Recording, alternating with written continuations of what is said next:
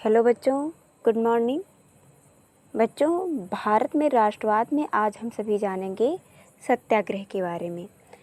बच्चों, सत्याग्रह का अर्थ होता है सत्य के लिए किया जाने वाला आग्रह।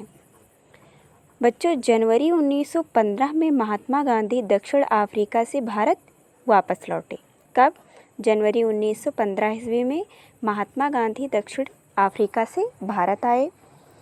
महात्मा गांधी ने दक्षिण अफ्रीका की रंग भेद यानी नस्ल भेदी सरकार के विरुद्ध सफल संघर्ष किया। दक्षिण अफ्रीका की नस्ल भेदी सरकार के विरुद्ध उन्होंने जो संघर्ष की पद्धति अपनाई उसे उन्होंने सत्याग्रह नाम दिया। क्या नाम दिया? सत्याग्रह।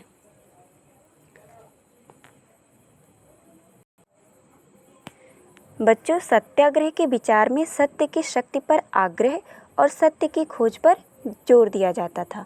किस पर?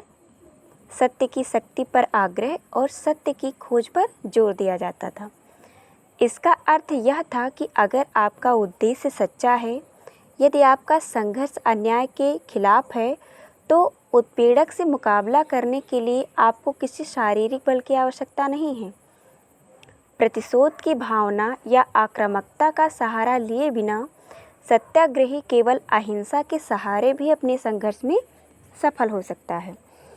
इसके लिए दमनकारी शत्रु की चेतना को झंझोड़ना चाहिए।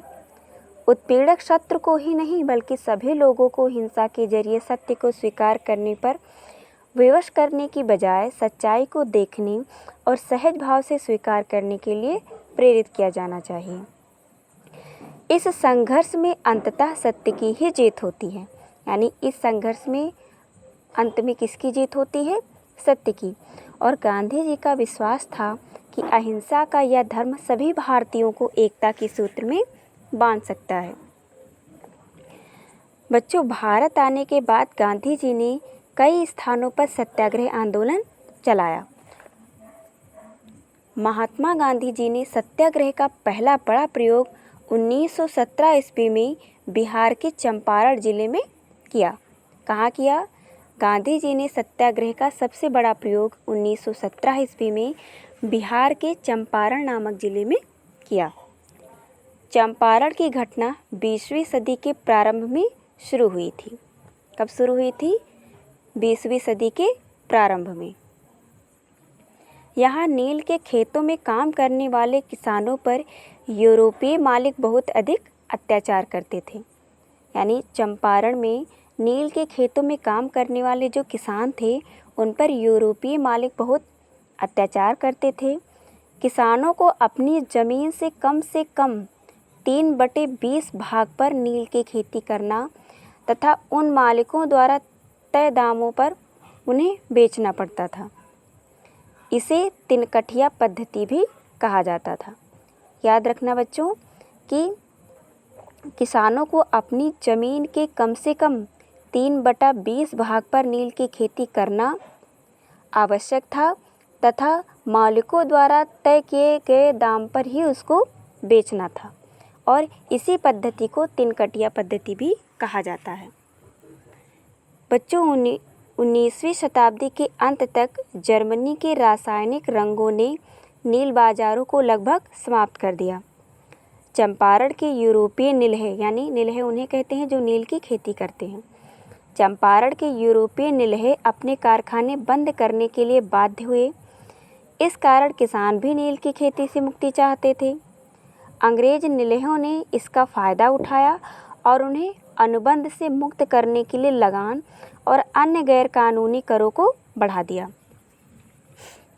1917 ईस्वी में चंपारण के एक किसान जिनका नाम राजकुमार शुक्ल था, उन्होंने गांधी जी से लखनऊ में भेंट की और उनसे चंपारण आने का आग्रह किया। गांधी जी ने चंपारण पहुंचने पर वहां के कमिश्नर ने तुरंत उन्हें चले जाने को कहा, परंतु गांधी जी नहीं माने। अंततः उन्हें चंपारण गांव जाने की अनुमति दे दी गई। चंपारण में गांधी जी के सहयोगी बाबू राजेंद्र प्रसाद, JB कृपलानी, महादेव देसाई, मजहरुल हक, नरहर पारिख व ब्रिज किशोर थे। ये सब क्या थे? गांधी जी के सहयोगी थे। सरकार ने पूरे मामले की जांच के लिए एक आयोग गठित किया। गांधी जी को भी उसका सदस्य बनाया गया।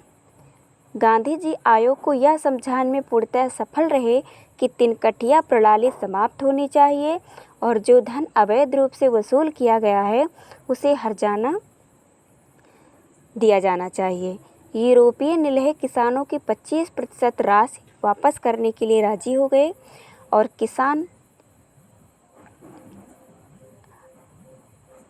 और गांधी जी ने इसे स्वीकार किया। इस प्रकार गांधी जी द्वारा चलाया गया पहला सत्याग्रह सफल रहा। एन.जी. रंगा ने महात्मा गांधी के चंपारण सत्याग्रह का विरोध किया था, जबकि रवींद्रनाथ टैगोर ने चंपारण सत्याग्रह के दौरान ही इन्हें महात्मा की उपाधि दी थी। ठीक है बच्चों।